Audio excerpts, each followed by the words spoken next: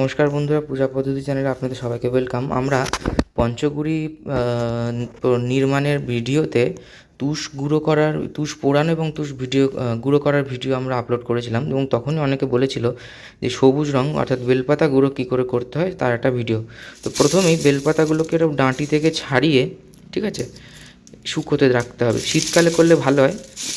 কি সুন্দর শুকিয়ে গেছে, একদম শুকনো। তো এবার আরও জমা দেবো এবং আরও শুকোবো এবং শীতকালেই এগুলো ভালো হয়। তো এরকম এমনি পাঁপড় ভাজার মতো গুঁড়ো হয়ে যাচ্ছে, এরকমই দরকার।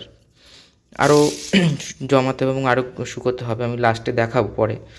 তো এরমভাবে শুকোনোর পর তারপর গুঁড়ো করতে হবে, আমি দেখাবো সেটা। আপাতত এরমভাবে শুকোতে হবে। বর্ষাকালে শুকোলে সমস্যা, তো শীতকালেই ভালো শুকোয় আর কি, ড্রাই ওয়েদার। রোদ্দুরে দেওয়ার দরকার নেই, রোদ্দুরে দিলেও হয়, রোদ্দুরে না দিয়ে এমনি শুকোলেও হয়। রোদ্দুরে দিলে অনেক সময় কালারটা ফেড হয়ে যাওয়ার একটা প্রবাবিলিটি থাকে, তবে এমনি শুকোলে, শীতকালে এমনি রেখে দিলে শুকিয়ে যায়। একটা খোলা জায়গায় জাল চাপা দিয়ে বা এমনি খোলা রেখে দিলেও তো শুকিয়ে যায়, সুন্দর শুকিয়ে যাচ্ছে এবং গুঁড়ো হয়ে যাচ্ছে। তো আমরা আরও একসাথে অনেকটা শুকিয়ে নিয়ে যখন গুঁড়ো করব আবার বাকিটা দেখাবো। আমরা দেখিয়েছিলাম আগে যে আমরা পাতাগুলো শুকোতে দিয়েছিলাম এবং আমাদের পাতাগুলো খুব ভালোভাবে শুকিয়ে গেছে এবং অনেকগুলো পাতা আমরা রেখেছিলাম শুকানোর জন্য, অনেকগুলোই। তো ভালোই শুকিয়ে গেছে, আওয়াজটা শুনে বোঝা যাচ্ছে পুরো একদম মুচমুচে হয়ে গেছে। তো আমরা এবার এগুলোকে একটু আরেকটু হয়তো শুকোবে, যাই হোক। তো আমরা এগুলোকে একটুখানি এবার গুঁড়ো করার চেষ্টা করব। বেলপাতাগুলো শুকিয়ে যাওয়ার পর একটু এরকম, এই যে এই বেলপাতাগুলো শুকোয়নি ওগুলো আমরা আলাদা করে রেখে দেবো, পরে শুকোবো, বা পুরোটা একসাথে শুকিয়ে গেলেও করা যেতে পারে। আমরা এখানে আলাদা করে রাখছি যেগুলো শুকোয়নি। যেগুলো শুকিয়ে গেছে ওগুলোকে একটু হাত দিয়ে এরকম ভেঙে নেবো, মানে একটু এরকম করে নেবো, তাহলে আমাদের মিক্সিতে গুঁড়ো করতে সুবিধা হবে। আর এই যেগুলো একদম গুঁড়ো, মানে যেগুলো নরম আছে এখনও একটু শুকোবে, যেমন এইটা, এরকম পাতাগুলো আমরা আলাদা রাখছি। এগুলোকে আবার পরে আমরা বাকিটা শুকিয়ে গেলে একসাথে করব, একসাথে গুঁড়োতে দেবো। এই যেগুলো একটু একটু নরম আছে, কিছু না, 2-3 দিন একটু রোদ্দুরে দিলেই হবে। আমি রোদ্দুরে দিইনি যদিও, অনেকে বলে যে রোদ্দুরে না দিতে, রোদ্দুরে দিলে এই কালারটা ফেড হয়ে যায়, এরকম বলে বেলপাতা শুকোনোর সময়। আর এই কাঠিগুলোকে আলাদা করে নিতে হবে, কাঠিগুলো গুঁড়ো করবো না, গুঁড়ো হবেও না, গুঁড়ো করবোও না।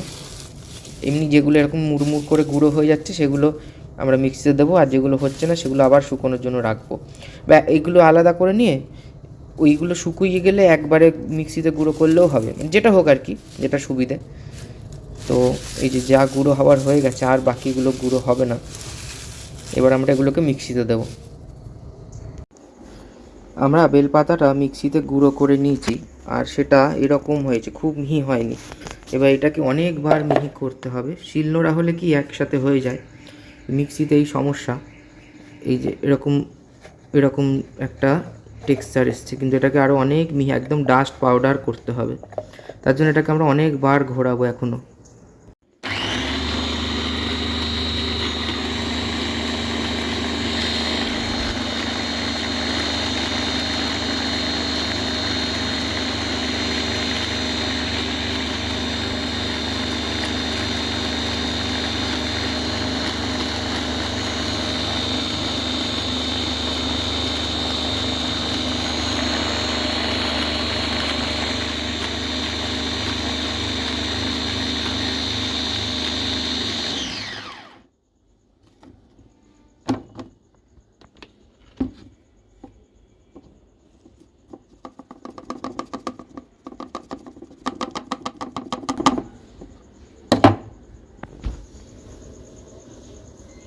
আমরা দেখতে পাচ্ছি আগের তুলনায় একটু মিহি হয়েছে, তবে এবার এটাকে ছাঁকতে হবে।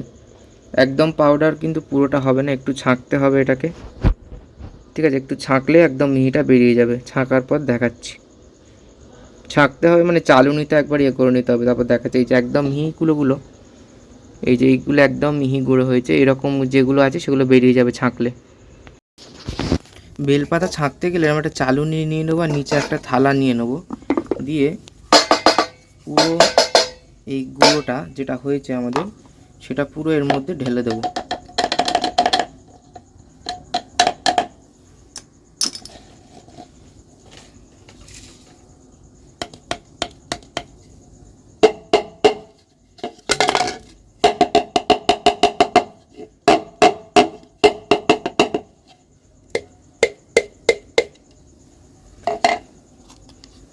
পুরো গুঁড়োটা বেরিয়ে এলে কিছুই না, এটাকে এরকম হাত দিয়ে ঘষলেই এখানে নিচে গুঁড়োটা চলে যাবে।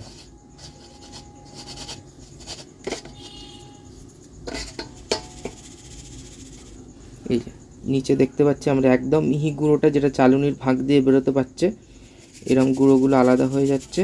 আর যেগুলো এর থেকে বড় গর্ত, বড় পার্টিকেল, সেগুলো ওপরে রয়ে যাচ্ছে।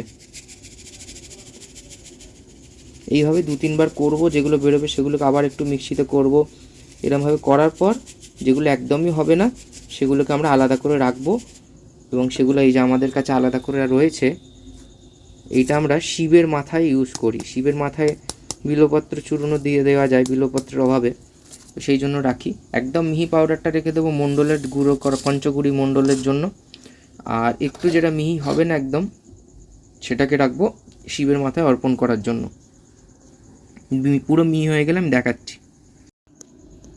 আমরা দেখছি যে এই এতটা বেলপাতা আমাদের একদম মিহি গুঁড়ো হয়েছে, একদম পাউডারের মতো, সত্যি একদম পাউডারের মতো সুন্দর গুঁড়ো হয়েছে। এই যে হাতেও দেখতে পাচ্ছি রং লেগে যাচ্ছে, মানে পুরো আবির টাইপের হয়ে গেছে, একদম মানে আবিরের মতো মিহি হয়েছে আর কি, সুন্দর।